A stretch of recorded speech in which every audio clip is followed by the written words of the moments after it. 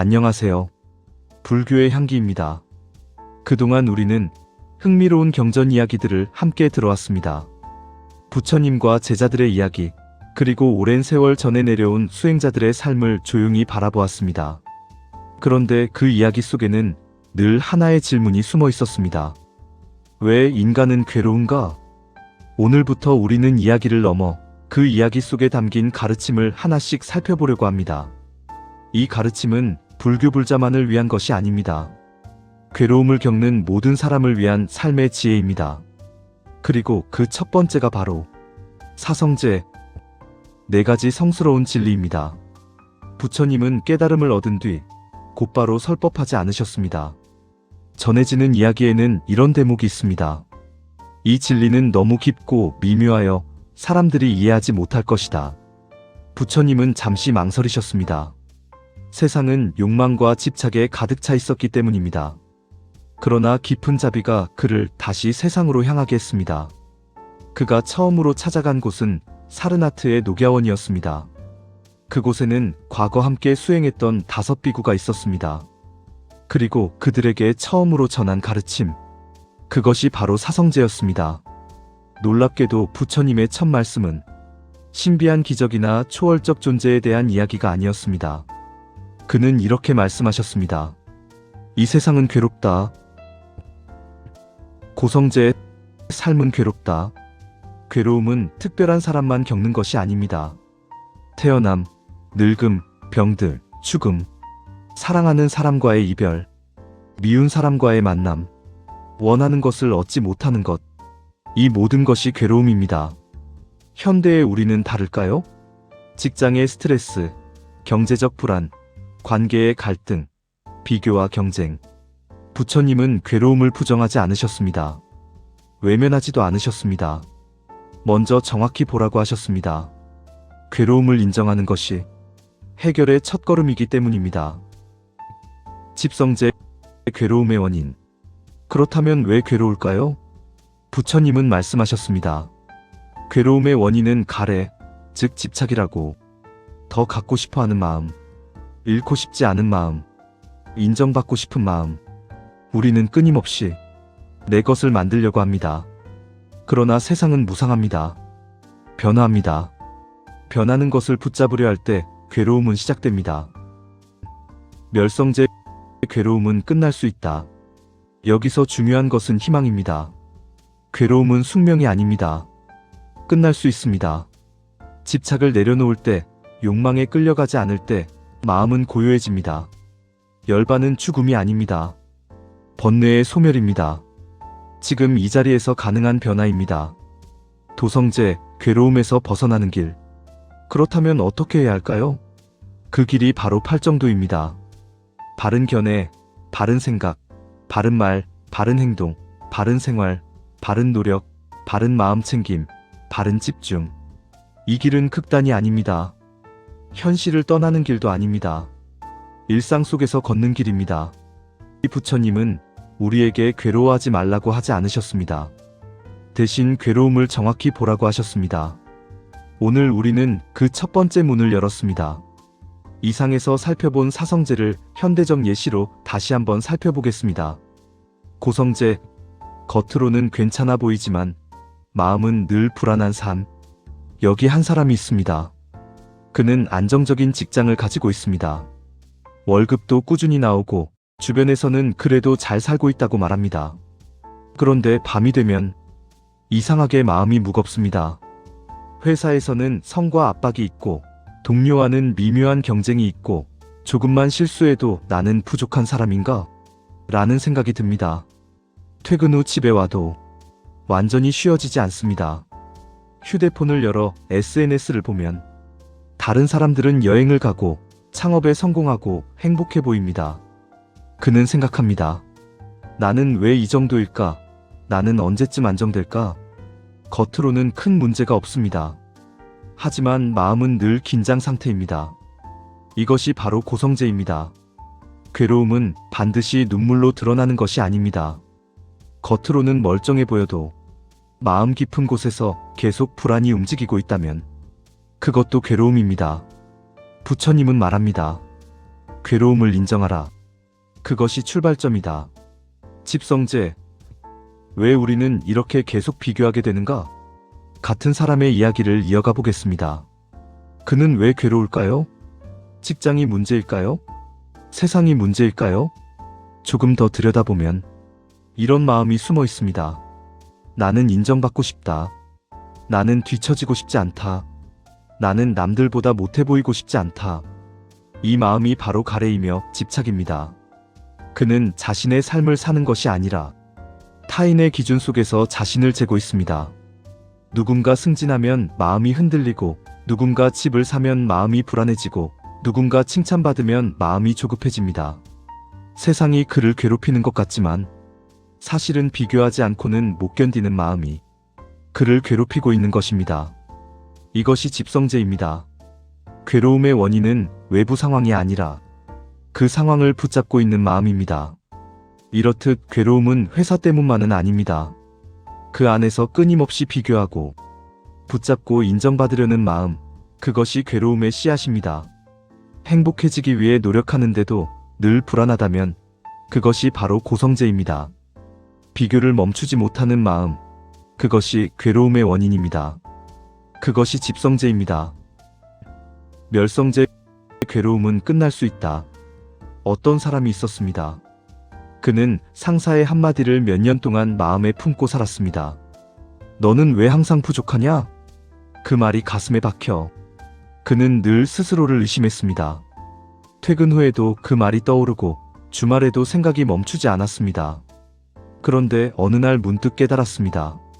그 말은 그 사람의 기준이지 나의 본질이 아니구나. 그는 처음으로 그 말을 놓아보았습니다. 상사는 그대로였습니다.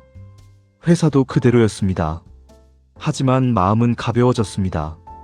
환경이 변한 것이 아니라 붙잡고 있던 생각을 놓은 것입니다. 이것이 멸성재입니다. 괴로움은 상황이 끝나야 끝나는 것이 아니라 집착이 약해질 때 끝납니다. 도성재, 팔정도 구체적 생활 예시. 팔정도는 거창하지 않습니다. 하루의 태도를 바꾸는 연습입니다. 바른 말정어. 화를 내고 싶은 순간 말을 3초 늦추는 것. 그 3초가 이미 수행입니다. 바른 행동 정업. 작은 이익을 위해 양심을 속이지 않는 것. 아무도 안 보는데라는 생각을 멈추는 순간이 수행입니다. 바른 마음 챙김 정념. 화를 내는 순간, 아, 지금 내가 화가 났구나. 알아차리는 것. 억누르는 것이 아니라 관찰하는 것. 바른 노력 정정진. 어제보다 조금 덜 화내기. 조금 덜 비교하기. 완벽해지려 하지 않고 조금씩 수정하는 삶. 이것이 도성재입니다. 괴로움은 사라지지 않는 것이 아닙니다. 우리가 붙잡고 있을 때 사라지지 않는 것입니다. 손을 조금만 풀면 마음은 이미 길 위에 서 있습니다. 사성재는 이론이 아닙니다. 삶을 다시 정렬하는 구조입니다. 그러면 사성재를 좀 더 쉽게 이해하기 위하여 드라마 형식으로 이야기를 해보겠습니다. 드라마로 풀어보는 사성재, 우리가 미처 말하지 못한 것. 사람은 이상합니다. 겉으로는 괜찮은 얼굴을 하고 살면서도 속으로는 끊임없이 무언가를 걱정합니다. 남들은 다 잘 살아가는 것 같은데 나만 뒤처지는 것 같고 이 정도면 충분해야 할 것 같은데 마음은 자꾸만 부족하다고 말합니다. 여기 평범한 한 사람, 정우는 그런 사람이었습니다. 50대 후반, 성실하게 살아왔고 가족을 위해 누구보다 열심히 일해왔습니다. 그래서 그는 늘 스스로에게 말했습니다. 나는 괜찮다. 하지만 어느 날부터인가 그 말이 잘 믿기지 않았습니다. 일막 고성재, 괴로움은 있다. 회사 회의실은 늘 비슷한 풍경이었습니다. 프로젝터 불빛, 서류 넘기는 소리, 젊은 직원들의 활기찬 발표. 정우는 고개를 끄덕이며 듣고 있었지만 그날은 조금 달랐습니다. 팀장이 말했습니다. 이번 프로젝트는 민수가 맡겠습니다. 정우 부장님은 자문만 부탁드리겠습니다. 자문. 그 단어는 공손했지만 묘하게 멀어 보였습니다. 정우는 웃으며 말했습니다. 그래, 잘해봐. 그러나 마음 한구석이 서늘해졌습니다. 집으로 돌아오는 길, 차 안에서 그는 라디오를 껐습니다.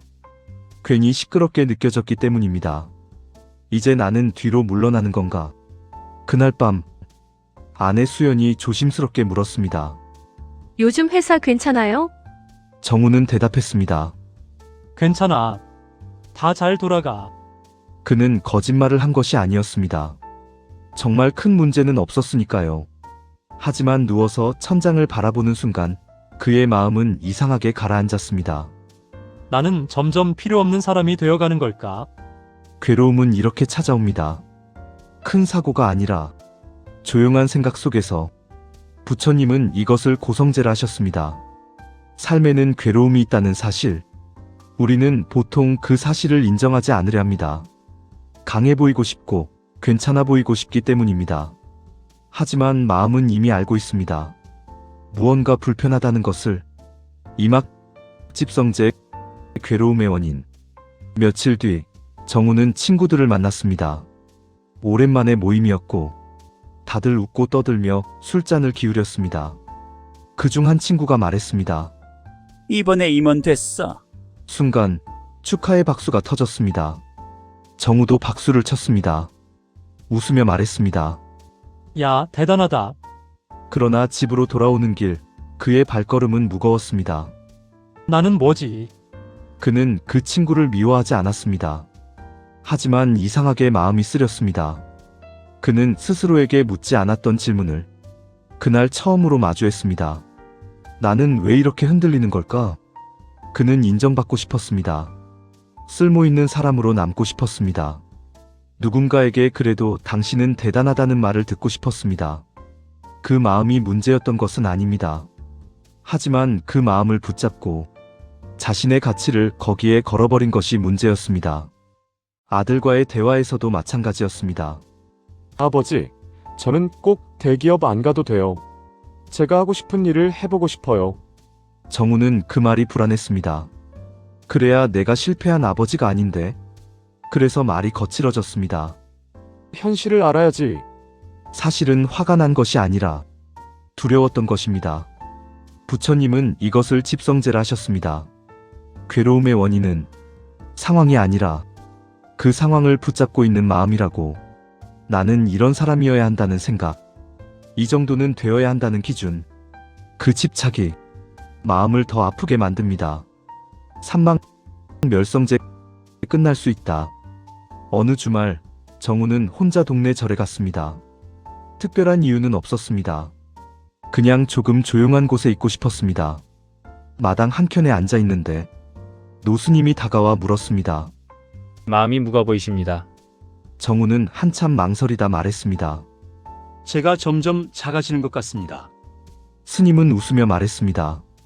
누가 키를 재던가요? 작아지셨습니까? 아니면 역할이 변한 것뿐입니까? 그 말은 단순했지만 정우의 마음을 멈추게 했습니다.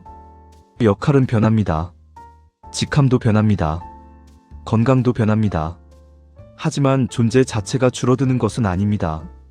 그는 처음으로 생각했습니다. 나는 직함이 아니었구나. 그날 저녁 그는 아들에게 말했습니다. 지훈아, 내가 하고 싶은 걸 해라. 아버지는 내가 행복하면 된다. 아들은 놀란 얼굴로 그를 바라보다 조용히 말했습니다. 아버지, 저도 아버지 존경해요. 그 순간 정우의 눈가가 젖었습니다. 환경은 달라진 것이 없었습니다. 회사도 나이도 현실도 그대로였습니다. 그런데 마음이 조금 가벼워졌습니다. 붙잡고 있던 것을 조금 놓았기 때문입니다. 이것이 멸성제입니다. 괴로움은 끝날 수 있다는 희망. 사막 도성제 길은 있다. 정우는 갑자기 성인이 되지 않았습니다. 그는 여전히 실수했고 여전히 흔들렸습니다. 그러나 달라진 것이 하나 있었습니다. 화를 내기 전에 한번 숨을 쉬었습니다. 비교하는 생각이 올라오면 아, 또 비교하고 있구나 하고 조용히 알아차렸습니다. 아내가 말을 하면 중간에 끊지 않고 끝까지 들었습니다. 아침마다 동네를 20분 걸으며 하늘을 올려다보았습니다. 거창하지 않았습니다. 하지만 반복되던 괴로움의 회로가 조금씩 느슨해졌습니다. 부처님은 이것을 도성제라 하셨습니다. 괴로움에서 벗어나는 길이 있다는 것. 그 길은 특별한 사람이 가는 길이 아니라 지금 이 자리에서 조금 다르게 사는 연습입니다. 에필로그. 퇴직식 날, 정우는 예전처럼 떨지 않았습니다. 그는 동료들에게 말했습니다. 덕분에 많이 배웠습니다. 집으로 돌아오는 길, 하늘이 유난히 맑았습니다. 세상은 변하지 않았습니다. 하지만 그의 마음은 달라졌습니다. 괴로움은 있었고, 그 원인도 있었고, 끝날 수 있었고, 길도 있었습니다. 이것이 사성제입니다. 그리고 이것은 2500년 전의 이야기가 아니라 우리의 오늘 이야기입니다. 부처님은 우리에게 괴로워하지 말라고 하지 않으셨습니다. 대신 괴로움을 정확히 보라고 하셨습니다. 오늘 우리는 그 첫 번째 문을 열었습니다. 다음 시간에는 괴로움에서 벗어나는 구체적인 길, 팔정도를 깊이 살펴보겠습니다. 감사합니다. 여러분의 의견을 댓글로 남겨주세요. 구독과 좋아요 부탁드립니다.